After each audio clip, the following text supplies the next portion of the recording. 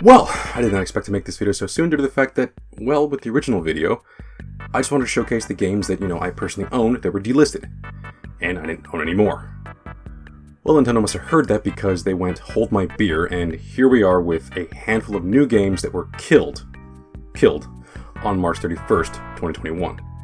Now, with these games, yes, Nintendo's not new to freaking killing off, freaking digital services, but in the case of these games, we have, variances of how severe it is. In one case, one game's still available. The other one is, unless you already have it downloaded, you can keep downloading as long as you want. And the last one is essentially dead. But we'll get to that. But yeah, here are the games that Nintendo decided to kill on March 31st, 2021. And to start it off, let's go with the one that's, anyone with half a brain cell wouldn't be worried about. Super Mario 3D All-Stars. For you digital-only plebs, yeah, this is gone. But for physical owners, this game is still widely available. It's not rare. Despite what you read on eBay or whatever the hell anyone's telling you, even the people that bought 17,000 copies, this game is not rare. It sold more than 8 million units. There are more copies of this game than other successful widely available games.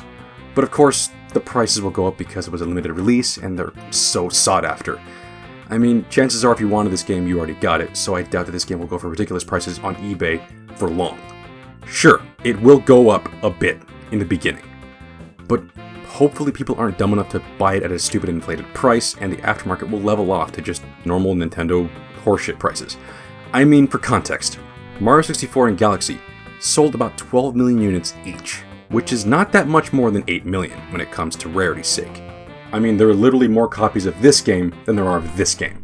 This only sold about 6 million plus copies, so yeah. There are way more of these than there are of these, and this is not considered rare, it's just sought after. This game is not rare at all.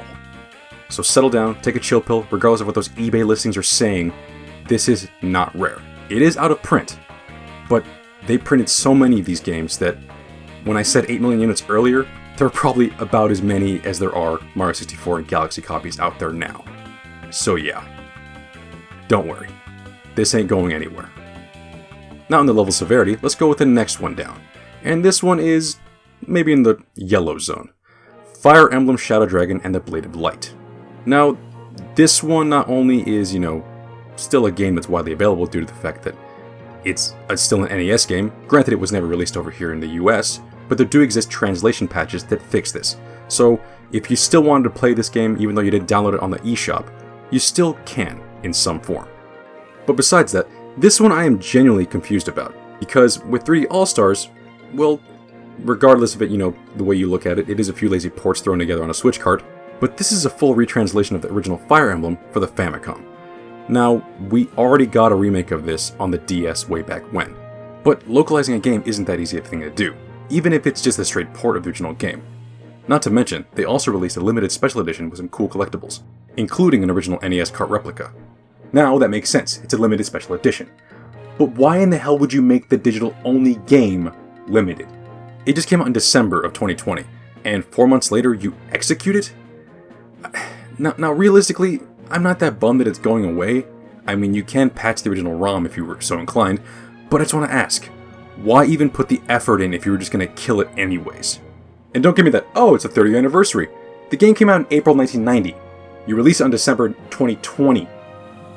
What the hell were those extra months there for? The pandemic?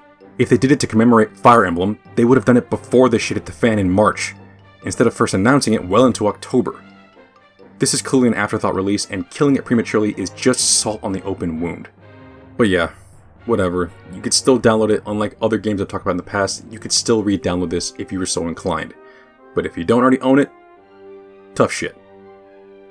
But now we move on to the final game we're going to be talking about, and in this case, this is Severity Level Code Red. Super Mario 35. This is a cute free game, and you know what? It was free if you already own Nintendo Online. I don't really care so much about this one. I mean, yes, it's a cool remix version of the original and the same style of Tetris 99, albeit worse. But hey, Tetris 99 is still available, so if I really wanted my Battle Royale fix with a classic game, I'm gonna go to that. At least until that dies as well. But yeah, regardless, Super Mario 35 was just meh. At least that was until the last couple of days started to dawn on me, and it kind of felt like Majora's Mask. Day 1, Day 2, and Day 3. Well, I decided to go, screw it, I'll play it again. And yeah, it's just Super Mario Bros., but the multiplayer aspect of it definitely gave me a nice sense of, well, fun. Especially since I'm not that big a fan of the original Mario.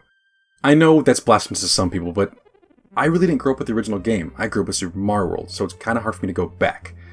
But, you know, when I was writing the script for this, I was like, whatever, this game's gonna die, I don't really care. But I had to, you know, collect footage for this video because I had to, you know, record footage. And yeah, I started to have a lot more fun with it, and I really appreciated it a lot more. And then it hit me. This game is dead.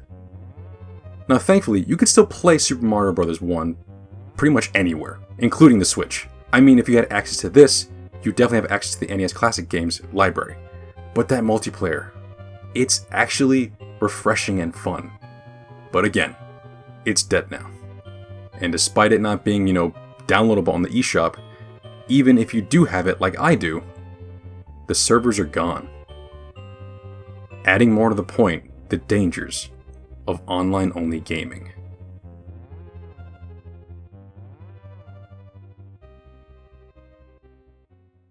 Well, that's the video. Those levels of severity are kind of interesting. And I do also want to, you know, do honorable mentions. Super Mario Maker also died on the 31st. The first one, not part 2, thankfully. The servers just went, you know, they're gone. And again, I'd be more bummed about that if, you know, that was the only one. But with Super Mario Maker 2 still going strong, it's not that big of an issue. And the other one is the Super Mario Brothers Game & Watch. Now, that is still widely available. They just stopped producing them. They're out of print, but that's how it usually goes with those limited console releases. So, or little mini, you know, trinket things. So that's not really a big deal, but it is, you know, part of the Mario 35 thing. And yeah, this still sucks. Now, thankfully, the best one is, you know, in the green still. You can still buy this. You can go to a store. You can still get this. I mean, they're not hard to find. Do not believe the crap people are saying it's rare. It's sought after, yes, but there are so many sealed copies of this that I'm willing to bet scalpers are quaking their goddamn boots of how many copies they have if they're not moving them. So, cool. If that was your main ploy there, Nintendo, that's awesome. But in the sake of the digital games, what the hell? I mean, yes, you can still play Fire Emblem in some manner, but Mario 35 is dead. And yeah, I started to appreciate it a lot more in the end, and that's kind of a bummer because, well, yeah, I'd probably, if it was like Tetris 99, I'd still play it, you know, every now and then, you know, like one-off games. But that's just me. I liked it. Now, other people loved this game. I mean, they put time and effort and just freaking tried to go up the leaderboard, try to win every game they played, try to unlock all the cool little trinkets, try to, you know, freaking unlock every level on the freaking 35 Super Mario Brothers map thing. It was a freaking cool game, and it's just dead. The servers didn't even last a year. It's just stone cold dead for no reason. And that's not a good strategy, Nintendo. Don't start doing this constantly. People don't like it. People want to play your games. Don't restrict us from playing your games. This is bullshit. But whatever. No use in crying about it now, because seriously, we can't do shit about it. Unless, you know, other companies, they probably bring it back. But Nintendo, yeah, they tend to stamp their foot down and go, we don't care. So we can't really do much about it. But yeah, regardless, that's the video. Thank you for watching. Like, comment, and subscribe. And I hope I don't have to do this again. I mean, seriously, this is just a bummer making videos about delisted games. This is horseshit. I just want to play the games. Just stop doing this, companies. Game companies. Stop. Oh, you gotta be shitting me. Ah, great. I'll see you guys soon.